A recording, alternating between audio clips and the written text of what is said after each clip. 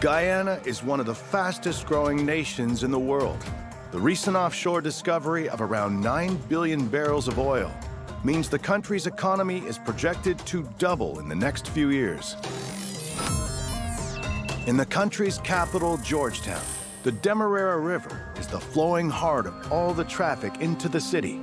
And this boost in industry means huge freighters now need to use the river. But the waters are scattered with forgotten wrecks, which pose a hazard to these much larger shipping vessels. In 2012, the 55-meter cargo vessel Miss Eliza sank and is currently blocking the busy shipping lanes. So they called in salvage master Bob Sloten, the specialist from KOOLE in the Netherlands, to remove her. You can see there a small photo of the vessel. This type of shipwreck especially are a real danger for the safe navigation. As soon as the ship is hitting the wreck, it will burst open. It can sink. They need to get this wreck cleared to open up the waterway. The Demerara River poses some unique challenges. The water here on the Demerara River is very muddy, and we can see the shipwreck is deep inside the clay because the vessel is already a long time. She's laying on her side, and yeah, slowly she's going down in the clay because it's really heavy clay. Sunk an incredible 6 meters deep into the muddy riverbed. The dense clay is holding her like liquid cement. So to get her out will require a unique approach. To penetrate the thick mud, the crane operator drops a huge 17-ton steel chisel down onto the sunken vessel. After smashing it into manageable pieces, he is able to dig down with a huge grapple and haul the wreckage up piece by piece. But the mud isn't the only issue to contend with. The Demerara River has a very narrow estuary, which causes incredibly fast currents. The 200-ton crane barge has no way of navigating the river. So to get them on target and help them stay there, they rely on Captain Eddie Corsi in his support tug. Our biggest challenge is the very strong current. We are now climbing to the full moon, to the spring tide, and it can be up to 4 knots here on the river. That's quite strong. That's a challenge for us. That means that the strong current is pushing the barge, of course. There is a lot of weight on the anchors, and for us, maneuvering with the strong current makes it more difficult. I'll show you the position of the vessel at the moment on the electronic chart. As you see, we are here, the red vessel, and you can see the wreck we are working on at the moment, Miss Eliza. The barge is on 1, 2, 3, 4 anchors. To maneuver the 200-ton crane barge in the fast currents, she is attached to 4 anchor points.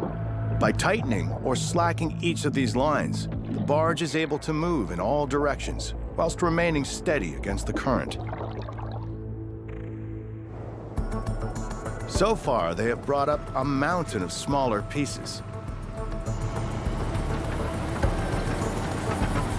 You see, this is the result of hammering with a big chisel. That's how we cut the barge of the vessel in small pieces. And it makes it easier for us to take it out from the seabed. Well, here you see the big stockpile of scrap. The scrap is going to an iron mill where they're going to reuse it. Basically from here we transport it first to Paramaribo, Suriname, to our yard, and from there it's sold to some scrap dealers, and then they recycle it. In order to make room for huge chunks of the boat on board this barge, the crew on the deck has to work together to organize this enormous pile of scrap. Overseeing this massive operation is crane trainee Kevin Turto de Cromo from neighboring Suriname. I work on the small excavator, and that's what I do. Working with excavator, with machines. That's what I like, what I love. While Kevin works in the excavator to stack the shredded ship, he relies on the ground crew of cutters to break them down into manageable pieces. Some of the pieces are big. If they are too big, I can't pile it up. So they have to cut it down a little bit smaller so I could pile it up. On the deck, cutter Guido Marshall uses high-powered welding torches to cut the pieces into small enough chunks for Kevin to stack. We remove the big pieces from the river, and then I'm cutting it in scrap size so that it can fit on the barge. Today, they are hoping to bring a huge portion of the midsection on board. But locating the section of the boat they want to remove is no easy task, as the heavily silted water makes cameras impossible, meaning the crane operator must work by touch alone. The only thing we have is that photo. Based on that, the crane driver, he has more or less a picture in his mind how the vessel is situated on the bottom. The crane driver is very experienced, and by lowering the grab onto the vessel, he can feel it in his crane. No cameras, nothing. It's purely a mechanical grab. Working like this takes an incredible amount of skill, but luckily, with 42 years' experience, crane operator Henry van der Meulen is one of the best in the business. I have my plate, and if I know where the front is, I start with that and I take a look how the pieces are coming out, and then, okay, this is this, and then I know where I am. Henry feels the outline of the ship, and once he is happy, drops the huge 17-ton steel crashing down on the wreck. We're still working with the chisel. As soon as he thinks he's finished, then we're gonna change that chisel, the big plate, for the wreck grab. But the current is especially strong, and it's making it impossible to accurately cut. Well, here is quite difficult, especially with the big chisel. That's a big plate. And as soon as it touches the water, you will see the current is pushing her away. So the crane operator is all the time adjusting the boom and try to get the correct position, but it is quite tricky. And wow, it's quite strong current already. The strong current means the chisel can easily get snapped off or trapped. No replacements. It would mean a huge problem for the operation. If there is a lot of current, then the current is pushing the chisel away. Which means if he's not going straight down, but the current is pushing him away, the chisel can slide into the mud and can be stuck in the bottom. And you can lose the chisel very easily. Yo, Eddie! Oh. Tricky, see the plate, so really a problem. With the currents finally slacking, crane operator Henry sets to work, dropping the huge 17-ton chisel used to break up the wreck. After multiple drops, Henry thinks he has a small enough section to bring on board.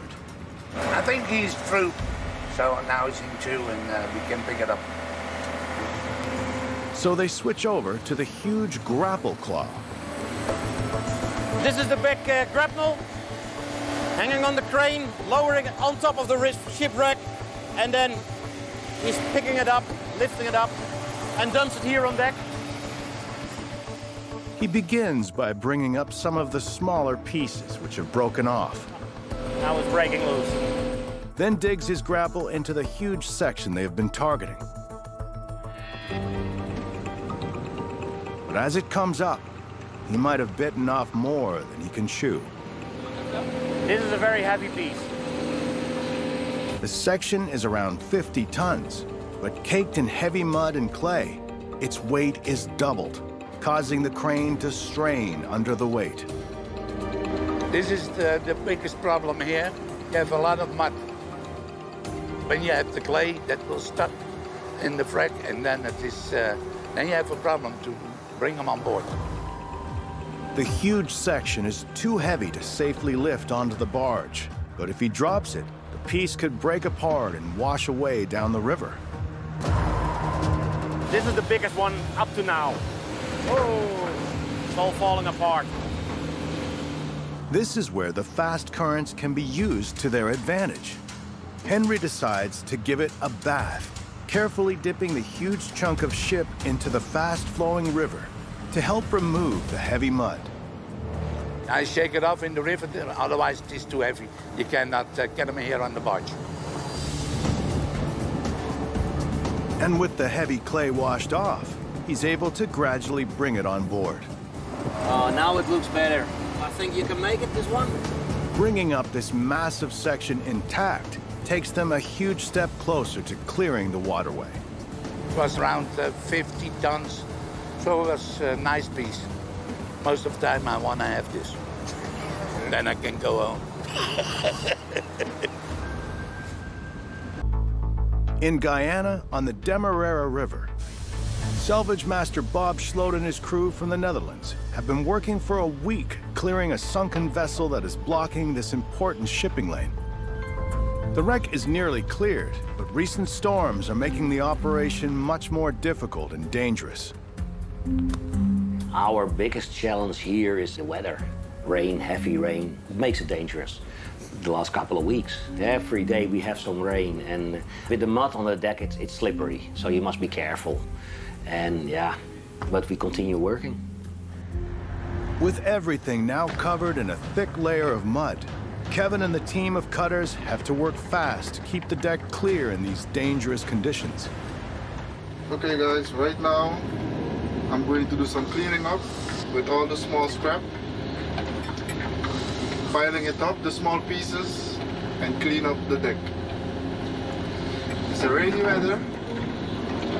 It's pretty slippery, muddy, so we got a lot of cleaning up to do. You can put something and it can fall on you, or you can slip maybe how the mud is on the deck. You can slip from that and get an accident. Finally, they bring up the final load from the crane. Okay, it might be the last pieces we can find here on the bottom. Normally when we start removing a shipwreck like this, we work from one end to the other end. The last pieces which came up were the anchor winch with the anchor from the bow section. We got now in total 4 anchors on deck. We found 2 bigger anchors and bigger chain that are apparently from the vessels who were here before, who tried to remove the shipwreck, but they failed. And probably their anchor chain was stuck in the shipwreck. Yeah, then you can't do anything, then you need to cut your chain and leave it on the bottom. And we recovered it now. You can see it on deck, the big pile of anchor chain. Before the job is complete, they must survey the riverbed to ensure no dangerous wreckage remains hidden beneath the surface. There is a survey boat coming who will survey the area where the shipwreck was to see if everything is removed or if there are still small pieces somewhere around on the bottom. And they have finished just in time, as the survey boat has arrived a day early. They will need to scramble to move the huge crane barge, as they are right on top of the area that needs surveying. The KOOLE 42, Bob. Yeah, Bob, this is KOOLE 42, Chief Officer speaking. Over. Hi, Chief. Hey, can you please inform the captain that we're gonna shift the barge because the survey boat is coming within an hour? The crew are on a shift break, but Bob needs them to jump back into action fast. Everybody a radio, we're going to move. The survey boat is coming. It will take all the crew to coordinate and manage the 4 huge anchor cables and move the barge safely out of the way. Okay, everybody to a winch. Bob will coordinate his team to slacken the top 2 anchors and tighten the bottom pair in order to pull the barge away from the salvage area. The team has to work quickly. The survey boat won't wait, and if they miss their slot, it might not return for days or even weeks. Okay, stop. They get her moved just in time, and the boat is able to complete its survey.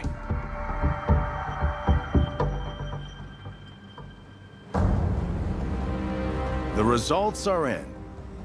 They did a detailed survey of the area where the wreck was, and we got the positive result. The shipwreck was gone, site is clear, so we were happy. Despite working blindly, Bob and the crew have completely removed the 55-meter trawler from the riverbed, meaning one less hazard in the busy waterway. When you work so many days, long hours here on the job to remove the shipwreck, and finally everything is gone, it gives you a great feeling, good satisfaction, job well done. Great achievement for all of us that we succeeded.